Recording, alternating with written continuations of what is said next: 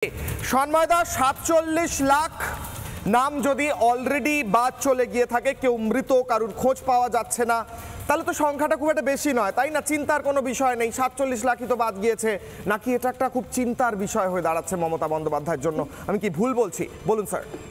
দেখো কিশোরে, আমি একটা কথা খুব পরিষ্কার বলি, সেটা হচ্ছে প্রথম থেকে যে কথাটা বলা হচ্ছিল না, মাত্র 10 লাখ, মাত্র 12 লাখ নাম বাদ যাচ্ছে, আর্লি সিমটম ছিল 10 লাখ 12 লাখের সংখ্যাটা, সেটা এখন বলছো তোমরা 47 লাখ।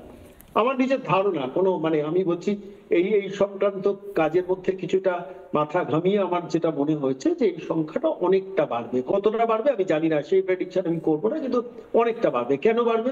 তার কারণ যত ফর্ম জমা দিচ্ছেন, যে ফর্মগুলো এখনো জমা হয়নি, সেই ফর্মে নিশ্চিতভাবে কোনো না কোনো জটিলতা থাকতে পারে, যার জন্য যিনি যার কাছে ফর্মটা পৌঁছেছে তিনি হয়তো দেরিতে জমা দিচ্ছেন, বা কোনো একটা জল্পনা কল্পনা করানোর চেষ্টা করছেন যে আমি অন্য কোনো পদ দিয়ে নামটাকে রাখতে পারি কিনা। ফলত আমার নিজের ধারণা 47 লাখ সংখ্যাটা অনেকটা বাড়বে। কিন্তু কামিং টু দা পয়েন্ট, আমি একটুখানি বলি তোমাদের যে এই এসআইআর এর ব্যাপারে মমতা বন্দ্যোপাধ্যায়ের বিরোধিতা, দেখো খুব ম্যাক্সিমাম যেখানে জল মিশেছে না, কতটা জল বেরোবে আমরা জানি না। প্রান্তিক জেলাগুলো, বিশেষ করে মালদা, মুর্শিদাবাদ, যেসব এলাকায়, দিনাজপুর, যেখানে সাংঘাতিক ভাবে জল মিশেছে, বা দক্ষিণ 24 পরগনা, সেগুলো নিয়ে আমার এক্ষুনি কোনো প্রেডিকশন করা চলে না, কতটা কমবে কতটা বাড়বে। বিশেষ করে মাইনরিটি অধ্যুষিত যেসব এলাকা আছে, সেই এলাকা সম্বন্ধে কিন্তু স্পেকুলেশন এক্ষুনি চলে না। সেটা এসআইআর এর ফার্স্ট প্রিলিমিনারি খসড়া তালিকা বেরোলে কিছুটা বোঝা যাবে। কিন্তু আমি একটা খুব ছোট্ট তথ্য তোমাদের কাছে দিই, যে দেখো কলকাতার মাটিতে, পশ্চিমবঙ্গে কলকাতায় 4টে, যেহেতু কলকাতাতে খুব এই মুহূর্তে হইচই হচ্ছে কলকাতায় এসআইআর নিয়ে, এবং ভাইপো অভিষেক বন্দ্যোপাধ্যায় দ্রুত মিটিং ডাকতে বলেছেন তৃণমূল কংগ্রেসে।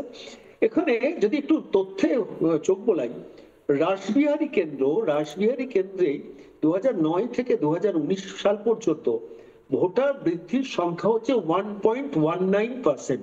2009 থেকে 19, 2019 থেকে 24 আবার সেটা বেড়েছে মাত্র 1%। আবার রাসবিহারীর -2.38% কমেছে, এটা আমি বলছি 2009 থেকে 19। আর 1.19% বেড়েছে, অর্থাৎ 2% 3%-এর মধ্যে কমা বাড়াটা হয়েছে ভোটার বাড়া কমার ক্ষেত্রে। বালিগঞ্জে 6.01 2009 থেকে 19, সেটা 3.57। চৌরঙ্গিতে সেটা 3.72%, আবার 2019 থেকে 24 হচ্ছে 6.98%।